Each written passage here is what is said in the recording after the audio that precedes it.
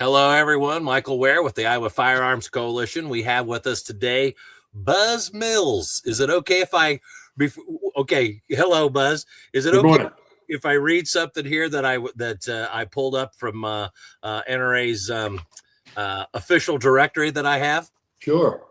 All right. Buz Mills, benefactor member, life member since 1984, the benefactor member since 1962, life member since 1984, nominated by the nominating committee president, Gunsite Academy, Inc., world's oldest, largest privately owned firearms training facility, training special operations personnel, law enforcement, qualified civilians, major contributor, NRA Foundation. And here's the list of the committees: finance, task force, public affairs, bylaws, publications, policies, yada yada yada. Political activists, lobbyists, supporting local, state, national, pro Second Amendment candidates, major supporters of NRA, regional, national industry shooting events, youth groups, manufacturer, and that's a FFL, by the way, former director of Central Arizona Fire Medical Board, former pilot, sheriff's group, SAR unit, testified before Congress, blah, blah, blah, blah, blah. And it wasn't mentioned here, Buz, but I think it was a partridge in a pear tree. I'm not sure. Yeah, probably. Okay, so I'm glad. Thank you for coming on today. I've been wanting to visit with you for a while. We've been trying to make this work. So tell us a little bit about Gunsite to kick things off. All right. Well, first of all, you left out the most important thing, and that was where we started out in a little training camp down in South Carolina in 1960. Was Parris Island. So simplified all the jarheads out there. There's a few. Yeah. Start out with Gunsite. Well, Gunsite, this is great. This is a fabulous time to be on here with you because Gunsite is 50 years old next year. So we're going to start with our alumni weekend this year, which is the first Saturday in October, and we're going to start our 50-year celebration then. And we're going to see if we can eat all the cake by the end of the 50th year. This is a major milestone. As you know, a privately owned tactical firearms training facility, the only one, and nobody else has ever achieved 50 years with an organization like this in this country. But we're the oldest and the largest in the world, and as you mentioned in the bio, you know, we've trained just about everybody. As a matter of fact, we helped Colonel Cooper when he first started out with Gunsites. Was approached by Delta Force, who was just forming up at Fort Bragg. And they didn't know anything about pistol work. And the colonel told Colonel Cooper, he said, you know, all the Army knows anything about is long guns, so we need you to train us. So they brought the whole group out here. The whole initial plank holders came out to Gunsite and spent a couple of weeks with Jeff Cooper. And the rest of it's 49 years old. Fantastic. So, that was the initial big push, and now we've just been through a tremendous renovation project. We've gotten rid of a lot of the old buildings. Some of them dated from the 70s, incidentally. We're almost 50 years old, and they're all gone now. And we've replaced all of that stuff with modern facilities, and we've got a modern staff, and we have marketing department. We've come a long way. So I was going to say, I bought the organization in 1999, and all of these renovations I've been doing over the last 27 years. Go ahead. I didn't mean to interrupt you. No. I got ahead of myself. I was going to say, I was looking on the Gunsite website. I mean, everything's there that you can imagine. I mean, the classes, offsite classes, events, the scheduling, instructors, pro shop, and then all the social media, the Facebook, Instagram, Pinterest, even X, YouTube. It's all there. So it looks to me like you can figure out anything that you need to know. And if I read the site long enough, you may have it in there somewhere. Do you have any idea how many students have come through through Gunsite over the years? You know, the records, Cooper didn't keep very good records. And of course, back then everything was manual. And I brought us into the computer age. So I can tell you over 100,000 in the last 25 years. And before that, you know, the records are sketchy, but I would probably guess 30 or 45,000, somewhere in that neighborhood. Man alive, that's a lot of people to be trained. That's unbelievable. Well, you know, we've got absolutely the best firearms training people in the world. I don't hire anybody unless they have at least 20 years experience, and that's in professional adult education. All of our guys, except for 2 or 3 that are really exceptional individuals. Well, they're all exceptional individuals, but most everybody is military or law enforcement trained, and most of those people are both. They were served in the military and then went on into law enforcement. So we've got people, as Cooper would say, people have been there and seen the elephant, and so they know what they're talking about. And we pride ourselves in truly adult education rather than you know, pushing people around and driving them. We lead them, and it's been a successful recipe for getting the job done, I think, and getting people to come back, because we offer a multitude of classes, several different levels. We're starting out something new this year. We're going to premiere more an additional interest in performance shooting. So we have a lot of people that are interested in fast, accurate pistol work, and we've got probably 3, maybe 4 practitioners that are really professionals that are going to join us as guest instructors for these classes this year. It's going to be be a lot of fun, and what we want to do is expand our market, get younger generation more interested, and have something to offer them. You know, kids that grow up playing on these video games, Yeah. and a lot of fast, accurate shooting. Well, it's supposed to be, they'd be happy if it was accurate. So they can really come out here and do it for real. Fantastic. It's interesting how one would play into the other. You wouldn't think that maybe it would work like that. That's absolutely fascinating. Do you think that that's a new direction or expanding direction from the virtual realm back to the physical realm, or is it going the other way? I think they're parallel. I think, you know, we've got what, 6-7 million new gun owners. A lot of them, you know, come from over on the other side that we don't talk to. You know, we ought to talk to them more, but we don't. Anyway, we're welcoming them in from the left, and they're coming in, and they don't want their name displayed. They don't want to be on any records. They don't want anybody to know they're here. You know, they're kind of trying to fly under the radar and learn something. But, you know, the Second Amendment is a beautiful thing. But along with the Second Amendment comes a tremendous amount of responsibility. So, you know, with every right, there's responsibilities. And so we believe that unequivocally in the Second Amendment, but we also believe that folks that have a responsibility to be well trained. Oh yeah, we've got to protect the rest of the family, and we've got to protect the youngsters and all that sort of thing, and we need to do that on our own, because we certainly know, with all of the fights that we've had over the years, over the decades, you know, I go back to pre-68,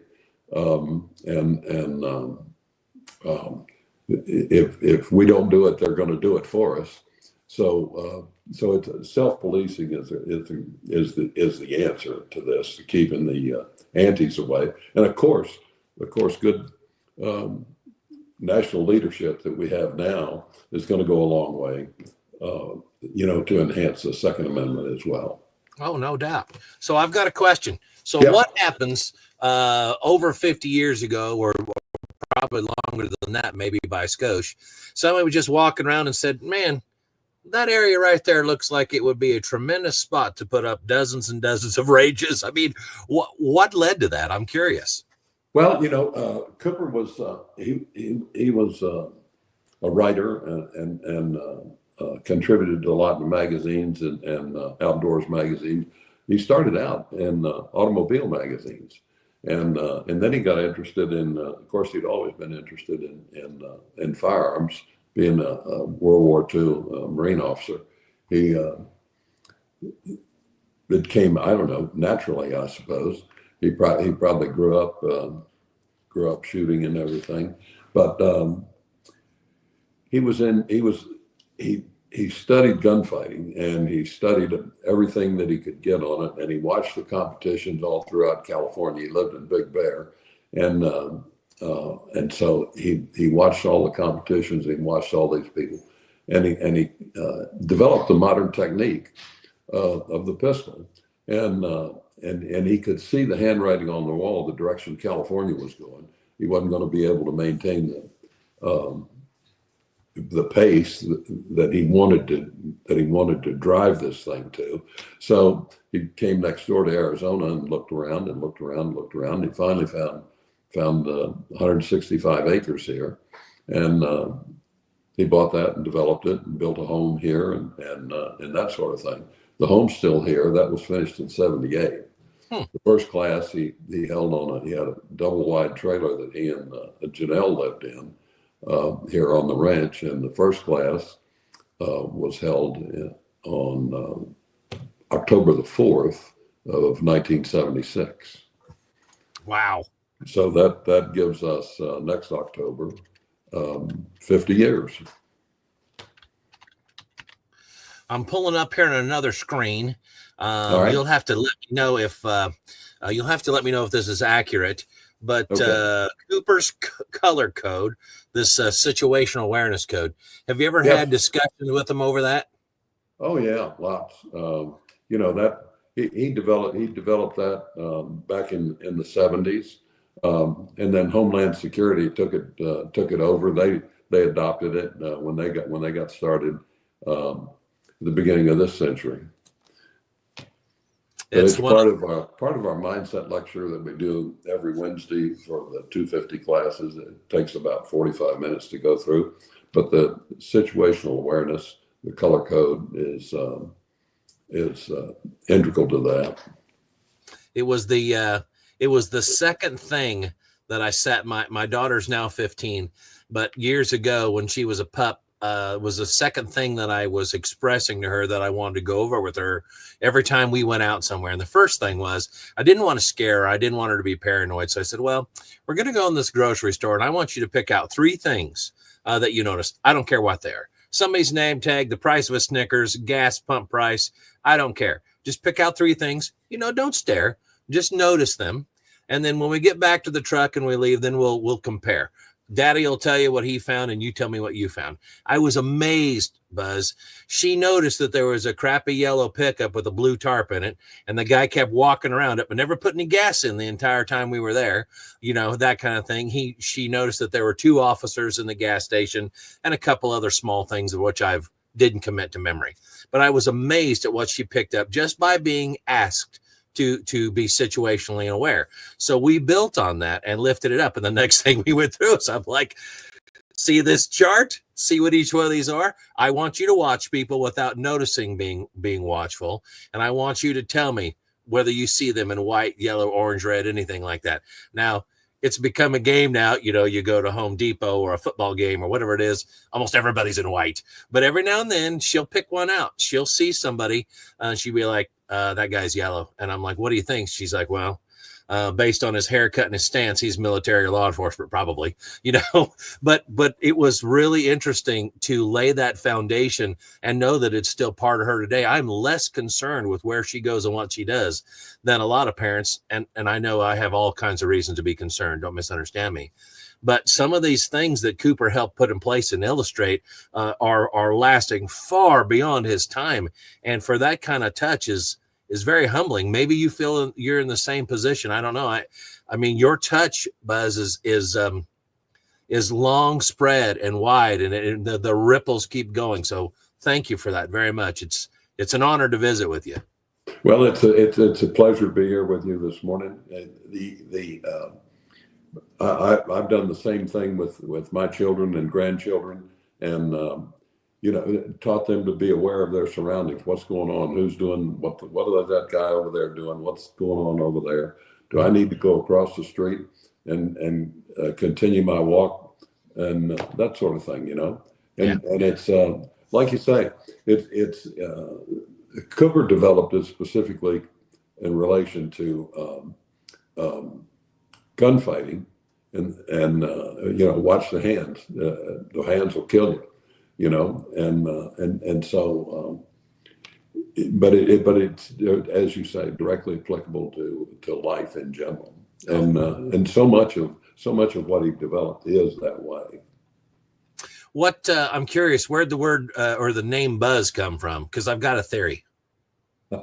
Well, everybody has a theory, and where I'm told, because I've been called Buzz since I was old enough to remember, old enough to hear, that my uncle came back, passed through the States, stopped at home, went to see his sister, my mother, and he was on his way from London, and it was late '44, and they had the Londoners had suffered the Blitz, and they had buzz bombs coming in, and so he would take me. I was an infant at that time, a year old or so, and he'd take me and throw me up in the air and say, "Here's a buzz bomb." So that's where it came from.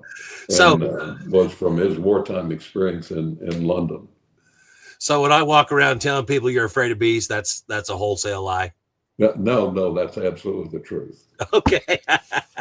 If you've ever had bees come invade your home and start building nests, and then the do-gooders won't let you take the nest out because you'll disturb something natural or whatever. And so I learned not to confide in the regulators any more than absolutely necessary. That's hilarious. Now it's amazing where nicknames come from. My wife's granddad was named Socks, and everybody everywhere in like 4 counties always refer to this guy as Socks, SOCKS. And so I never question it.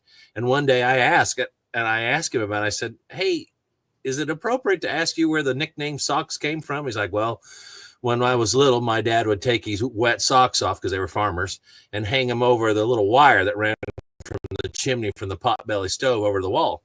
And he said, when I was little, I wanted to take my socks off and be like Daddy. So there were these little tiny, 3-inch long socks hanging over the wire along with the big long socks that Dad had. So they started calling him Little Socks, and apparently after he wasn't little anymore, they dropped the little part. And almost nobody, I asked around for years without my wife knowing it, how did this guy get that nickname? And nobody seemed to know. So it's kind of interesting where that comes from. It is, names are funny things, I have a nephew that's named after me, and they didn't know that was my name because nobody ever paid in the family ever paid any attention to my real name. Yeah. We didn't have any legal documents we had to execute or anything. Yeah. So, Owen, who's Owen? Yeah. Yeah. So I have a nephew who was named after me, and they didn't know it. They just thought it was a cool name. I think anybody with a name like that, they got to be a judge or something. You can't just be an entrepreneur with a name like Owen. So I try not to admit to that. That's okay. So how long have you been an NRA board director? 16 years. I went in 2009, and it's been a rough ride. The first 12 years or so were a pretty rough ride. Well, what's been a highlight for you? What's been your most pleasurable memory?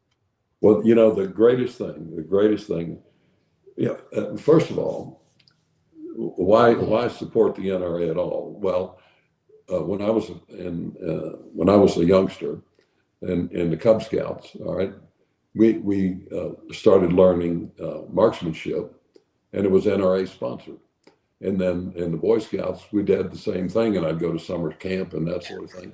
And it was sponsored by the NRA, and all the equipment and the targets and the scoring and all that. And then in high school, we used to shoot competitive 22 matches, and that was when you could shoot in high school.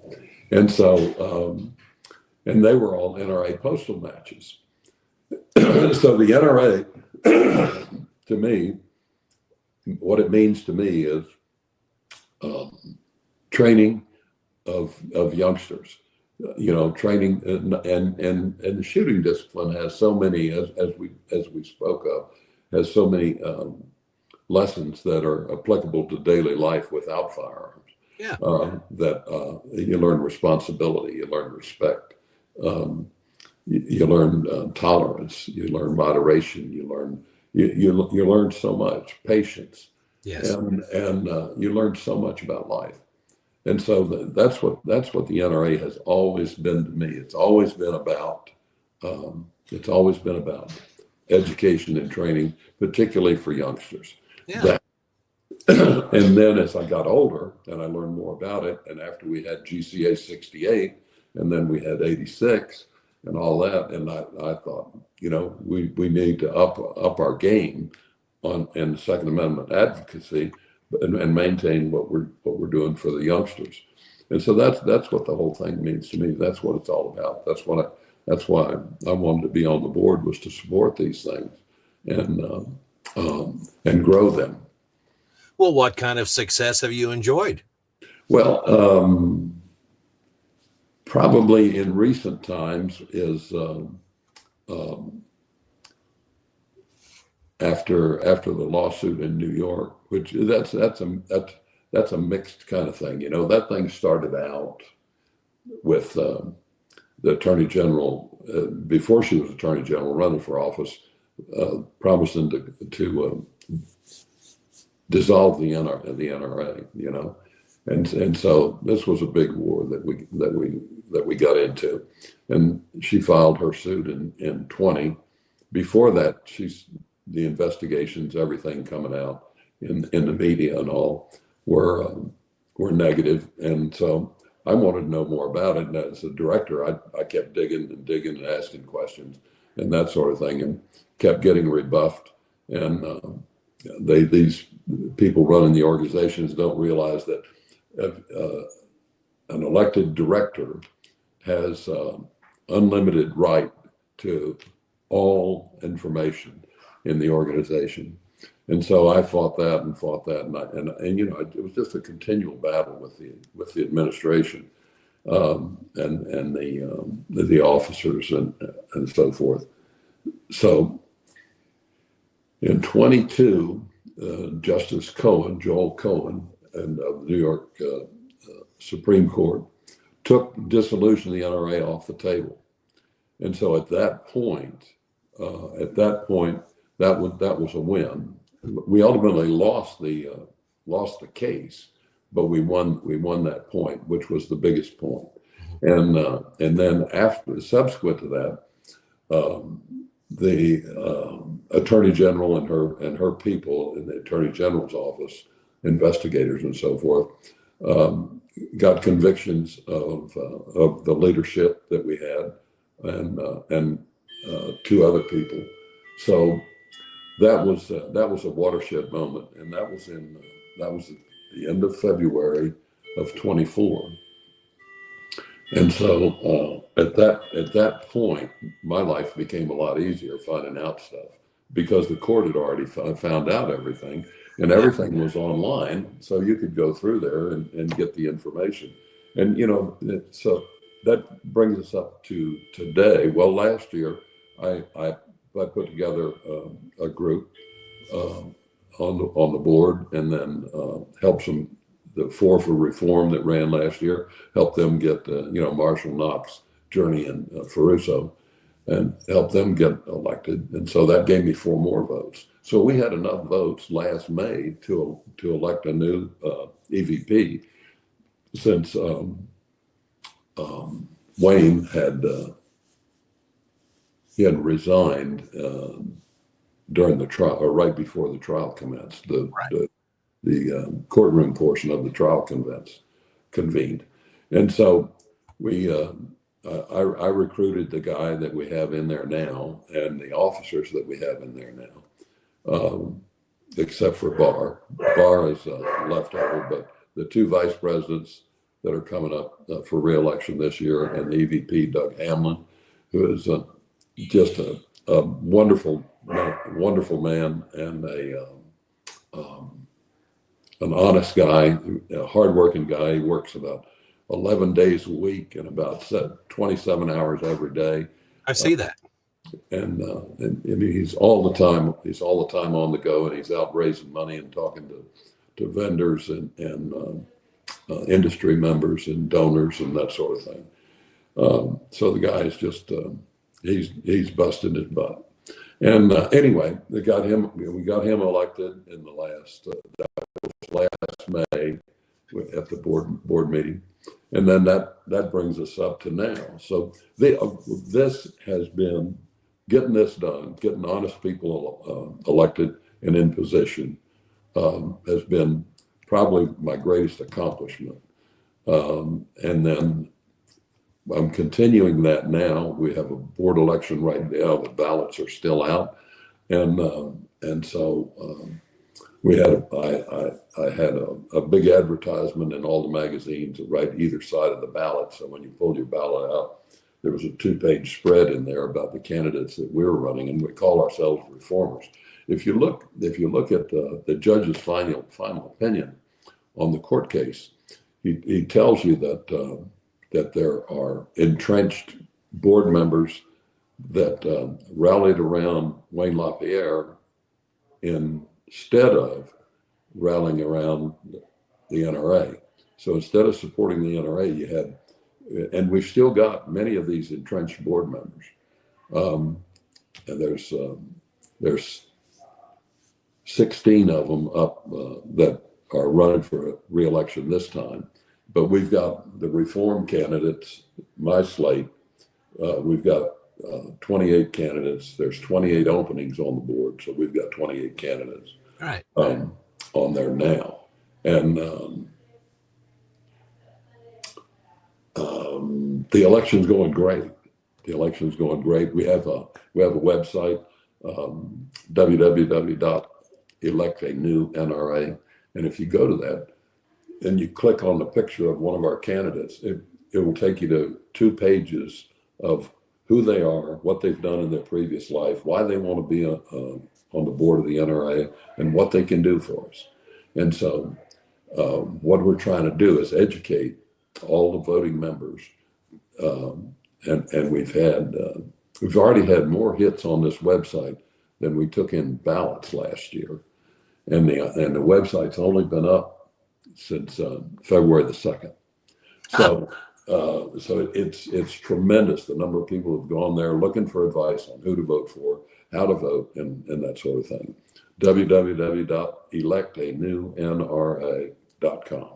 And that'll get you information on everybody that's running. There's 49 candidates out there, and we've got information on probably not all of them, probably 35 folks that have given us resumes and everything. And so we've got them on the website. That's the place to go to look. And this will, when we are successful at this, when we're successful at this endeavor this year, we'll have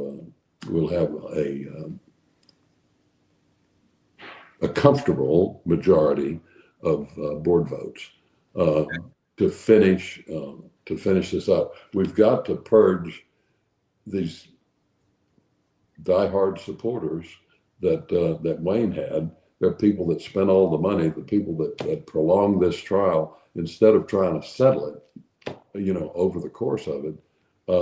We have got to replace those people with people that are forward-looking, that want to take care of our youth, want to get the programs back, the competitions back, that sort of thing. We've got so much work ahead of us because the NRA just stopped when they started uncovering all this malfeasance and all this theft, and it's not chicken feed. I mean, we're talking hundreds of millions of dollars over the course of time.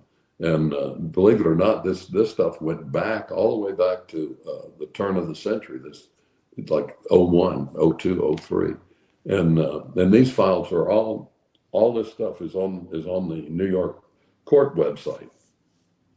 And I've read down through quite a little bit of it, but to be completely frank, Buzz, there's so much there.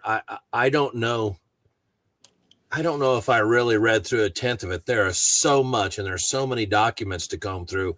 If you really get down into the weeds, it would almost be like it'd take a lifetime to truly dissect it and understand it all. And I've had a lot of people come up to me and say, well, Michael, what do you think about this? Or what do you think about that? I'm like, well, I wasn't there. I don't know. So I'm a little hesitant to lay too much blame on this or that. And I'm trying to be gracious and say, listen, Wayne did a lot of good for a lot of people over a lot of years. And I said, I think it was time for him to move on. But I will tell you this, whether you're seeking to lead a congregation, you want an elected a position as a government official or whatever, or whether you're raising your hand to work for the NRA, you've got to ask yourself some basic things when you start. And I think it can boil down to one question: who, or in some cases whom, but who do you seek to serve?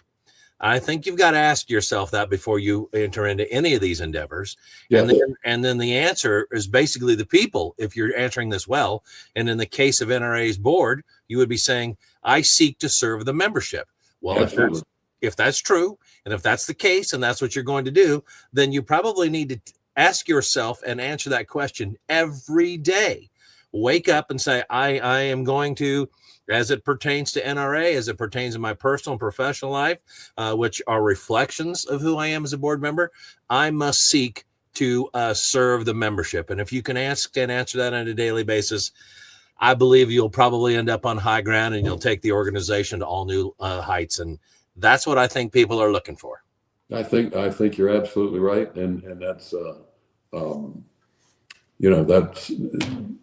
that's the answer. That's the answer to the whole thing. Like you say, Wayne did a lot of good, and he grew the organization, and we were a powerhouse on Capitol Hill, and it's a numbers game in Washington. How many people do you represent? And the NRA was very effective. We represented 5 million people, and we could deliver at the ballot box. And so we were very effective there, and LaPierre led that charge. He did that for a long time. And like you say, he did a lot of good work. No question about that. But moving on, now that we've got that behind us, I see nothing but clear sailing now. We've got good people in position, and Doug Hamlin has brought in his team.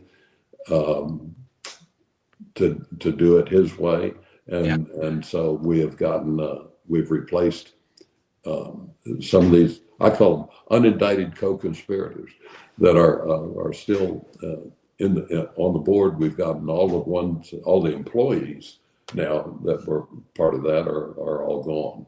So we're moving ahead smartly there.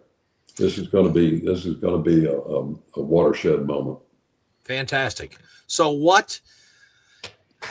is there anything that's on the horizon that's maybe a goal about to be realized, or something new and invigorating that you can share with us? Because I'm sure that some things that are going to happen before they're going to happen. Maybe something like that, or what new or reinvigorated program do you think is coming down the pike that we need to know about, or maybe something that we could help with? What do we need to know there? Well, that's where this NRA, I'm going to call it NRA 2.0, is different from the last guys, because everything's out there that's going on. Stuff like personnel issues and pending agreements, with co-sponsors of legislation and stuff like that. That's probably not out there, but just about everything else is. And we're pretty transparent. You know, right now going on through, let's see, 3 more days through the 17th, you can get a NRA life membership for $600. That's a 60% discount from. It's been $1,500 for years, but that's a deal that the board came up with, and it's going to run through the 17th. Then there's another membership special we have going right now, since the NRA was founded in 1871 for $18.71. You can buy an annual membership right now. What else is going on? And big thing right now going on is membership drive. We've got to get our members back, and we've got to get new members. There's a tremendous public out there to serve that we haven't been serving, and you know, a very small percentage of gun owners are members of the NRA. And so they identify as members, but they don't actually hold membership. Right. Well, they you know, they're with us in spirit, and I commend them for that. But we just put 20 people on back in general operations, and most of them are going to education and training.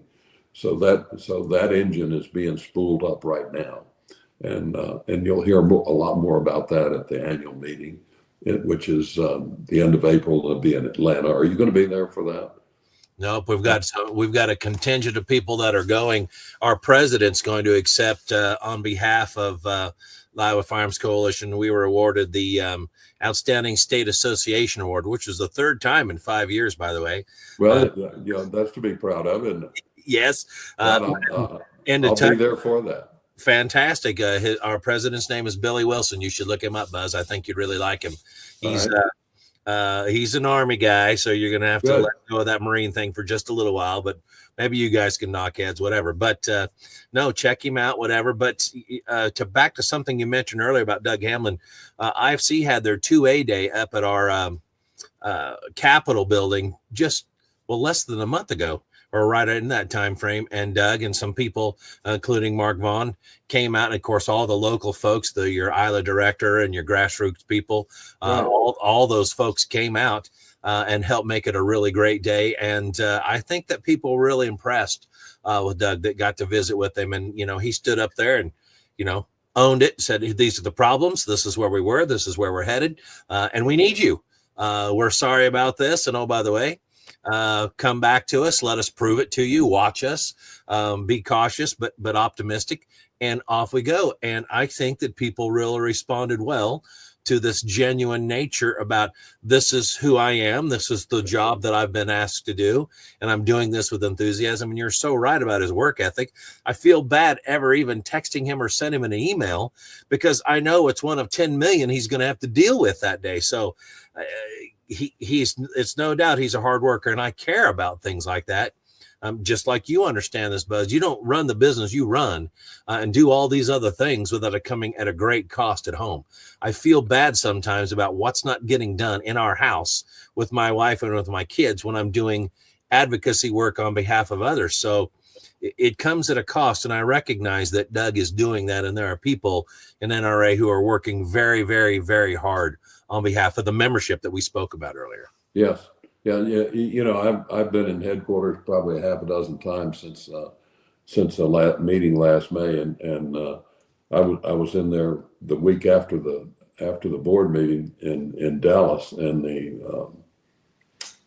the morale is just off the chart. You know, everybody's just thrilled at the direction that we're going, and I'm glad you've had an opportunity to speak with Doug and to see him, because I just can't speak highly enough of the man. You know, he's one of the few individuals in my life that really is a performer.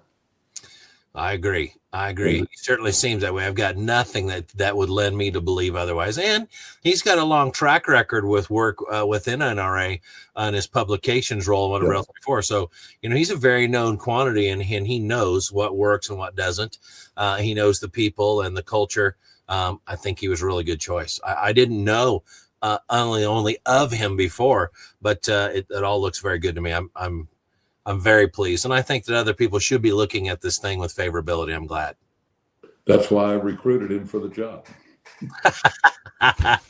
Fantastic. All right. I recruited him and campaigned for him, and we got him elected. Yeah. Thank you for that.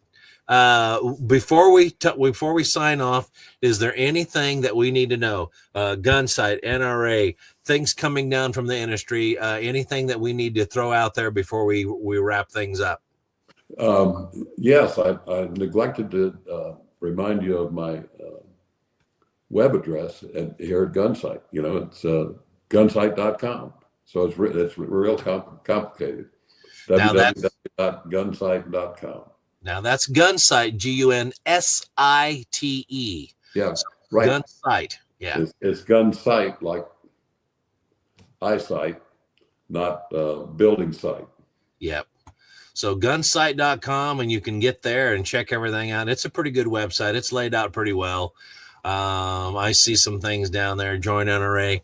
What's this? U.S. federal contractor registration, verified vendor, all the other things. It's testimonials. It's all there. You can find out this known quantity training group and become one of the 150 plus thousand trained folks. If you want to join the club, I think that sounds pretty good. Yes, sir. Yes, sir. And it's something that will change your life. Everybody that comes here, when they leave, they say, Gunsite changed my life. It doesn't make any difference if they were 12 or 112. It changes people's lives because it changes the way people look at things. Situational awareness, just that one thing. Yeah. Is you will use every day. You might not have an opportunity to shoot every day, but you'll be able to use that every day. I agree so much. You're so right about that. Thank you for that. Now, the nature of our relationship prior to us talking two-way on this video right now was mostly some emails back and forth and a little bit of work through some clubs and associations committee work and those kinds of things. So it's a pleasure to meet you. I guess it's virtual, but it's a pleasure to do this. I've wanted to for a long time. Buz, thank you for your work. I appreciate it. Well, thank you, Michael. You're doing great things out there. Obviously, with the 3 times in 5 years state association, you folks are doing the Lord's work, and thank you for that. Well, I will make sure that everybody knows. I assure you, it's not me. This group of volunteers that runs the Iowa Firearms Coalition, its members and the people that support it, are truly what make these things happen. I mean, I know that you know that. So I've been a little brash. I've been a little bit arrogant with the other state associations, NRA state associations. Like, hey, 3 times in 5 years, that must be a record. If it's not, it ought to be. And oh, by the way, if you want to knock me off that perch, I'll help you do it. I'll show you the things that we have done, some of them poorly and learn from, and some of them we've done well. I'll help any state association or NRA club elevate their game if I can. And so that's a commitment that I made from day one. And I think you'll find most of the people at IFC are quite willing to share. Are all of your state association members NRA members? No, not all. I think I want to say the cross section's about 85 or 83%, something like that, but not quite all. Is that right? Well, you need to get that other 12 or 13% if you can. And if there's something I can do to help you with that, I'll be more than happy to. I'm not the kind of person that nods their heads yes and doesn't actually mean it. So if there's a way that we could take advantage of that and work you into the fold, or have you help us help you, Buz, we'll do that. I'm serious about that. Well, I'm going to keep your name at the top of my Iowa list. Okay. Hey, I enjoy this as much as anything, so I'll help any way we can. You're right up there with Frank and Pete.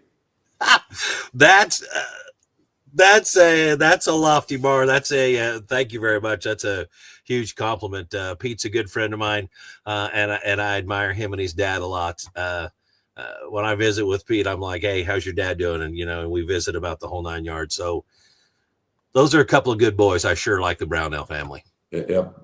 They've been, they've been avid supporters of Gunsite. They were down here just, every couple of years for a long time. And then I think Frank's probably not as nimble as he used to be because I don't see him as much. But I see Pete often. Yeah, Frank's not a spring chicken, and nobody is. We get older each day, but no, Pete stays pretty active, and we get a chance to visit. And because actually, I guess maybe I never told you this, but my shop and my business is located, I don't know, 20 some miles from Brownells and Grinnell. So there's a ton of people that I know that work there and whatever else. So it's when it's a family owned business, and there are that many people around here that draw their income and work there. It's easy to have some Brownells love, so to speak. Yeah. Well, they're good folks, and thank you for having me on. I appreciate it. Buz Mills with Gunsite, NRA Board of Director, and that was GUNSITE.com, Gunsite Academy there. And thank you for your work on the NRA Board. If there's something that we can do for you, let us know. But we're going to call her quits for today, and I sure appreciate it, Buzz. Thank you again. Thank you, sir. Have a good day.